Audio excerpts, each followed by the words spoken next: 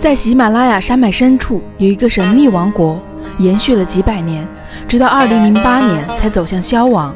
它就是位于尼泊尔境内，与我国西藏接壤的秘境穆斯堂。外人想要来到这里十分不易，通往这里的道路被称为尼泊尔顶级烂路，150公里的非铺装路面，我骑行了16个小时。外国游客想要进入穆斯堂，还必须办理价格昂贵的通行证，因此来这里的游客并不多。这一地区也得以保留原始神秘的藏式风情。这里就是我昨天晚上住的酒店啊，这酒店外观上看上去也很像藏族的房子。这个是2楼的一个休息的一个公共区域，看上去就很像那个藏族的那种茶馆啊，简直就跟好像回到了拉萨一样。然后这边呢有好多的老的照片啊，就是1978年的时候那个摄影师过来拍的一些老的照片。这个老的照片看上去就非常的原始，完全没有任何的商业，没有任何的开发的原生态的藏族文化。这种场面其实在现在在国内的藏族地区就是也很难再见得到了。穆斯堂被称为比西藏更西藏的地方。40多年过去了，照片会发黄，照片中的人会老去，而照片中淳朴原始的穆斯堂在今时今日还存在吗？在越靠近穆斯堂王国的中心区域的时候，你看到的这些建筑呈现出的这种藏式风情就越浓郁啊。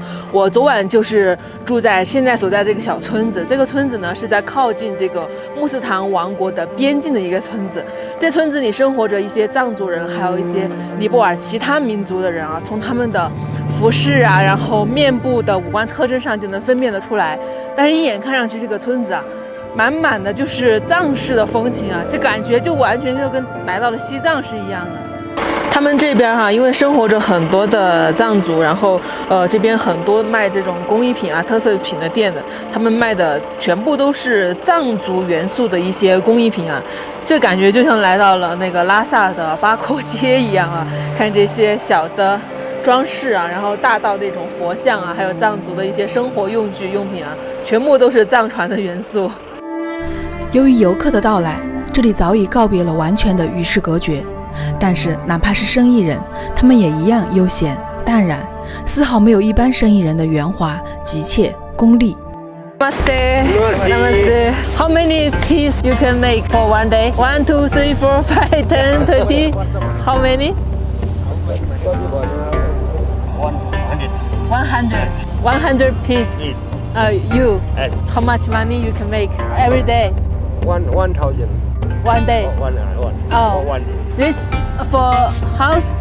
Make house. Yeah. Oh, all the house use this stone. Oh, okay. Thank you. Thank you. 这石头全部是用来建房子的哈，看他们身后这摆的规规矩矩、整整齐齐的这些石头啊，就是替代了咱们建房子用的那种红砖。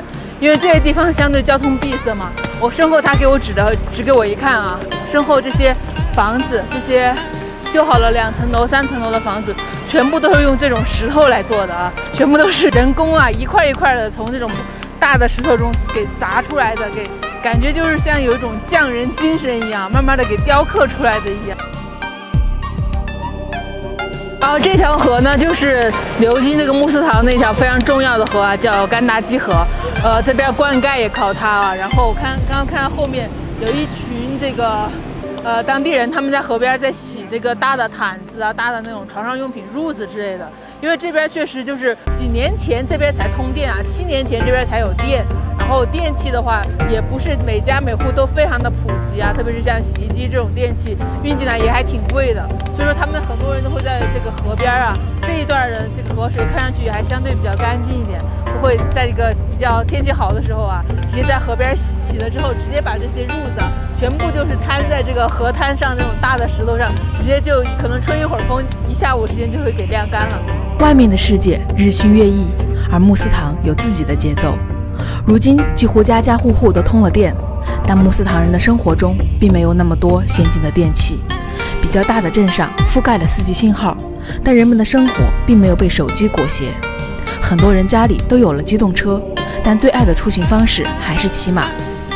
因为这边是在喜马拉雅的拦路啊，有一些冰雪融水汇集成的河流从这个地方流过，所以呢，他们会引一些从山上流下来的冰雪融水来灌溉这些田地，所以靠近城镇的地方总能看到大片的绿油油的田地庄稼。这一点的话，跟在西藏是有很大的区别的啊！我现在就相当于是在穆斯唐王国的边境上，这个地方叫卡班尼这个小镇上，这条甘达基河呢就流经这个小镇。因为这个地区呢，就是因为有这样一条河啊，所以说我们看到的很多的村镇，它都有耕地啊。因为像现在西藏，咱们虽然有些县城啊或者乡镇特别的偏远，但是还是能够吃到比较新鲜的蔬菜水果，因为他们都是通过这个国道啊，用货车给运过去的。因为在这边穆斯唐就不一样，现在截止目前哈，陆路运输也是非常的不发达，特别的不方便。这边也是在08年才归顺的尼泊尔政府啊，在之前一直都是一个与世隔绝的一个状态，所以他们这边当地人的生活呢，是完全都可以通过这种自给自足的一种状态能够满足的。这里与西藏阿里地区接壤，穆斯唐王国的统治范围也曾覆盖如今阿里地区的古格、普兰等地。站在郊外眺望这片如同被大自然雕琢过的土林，恍惚间如同回到了西藏。后面的这片大山上啊，有就是这个崖壁上分布着好多这个洞穴。在西藏阿里地区的时候，也看到过有特别多的那种山洞啊，跟这其实是一样的。听当地人说呢，这些山洞啊，其实总体来说分三种作用哈。第一种呢，就是早期居住在这儿的人哈，就是不会用这个现代的工具啊，也不会造房子，他们就会建造一些山洞，住在山洞里面。但这种山洞呢，相对来说会比较矮一点，不会是在悬崖峭壁上很高的地方，因为不方便进出嘛。第二种呢，就是一些僧人修行的洞穴。在这个穆斯唐地区啊，至今还有一些洞穴里面是有僧人在里面修行的，还在使用中的。第三种呢，就是比较古老的一种洞葬的习俗啊，就是相当于整个山来说比较高、比较难以到达的那些洞穴呢，就是用来做洞葬的。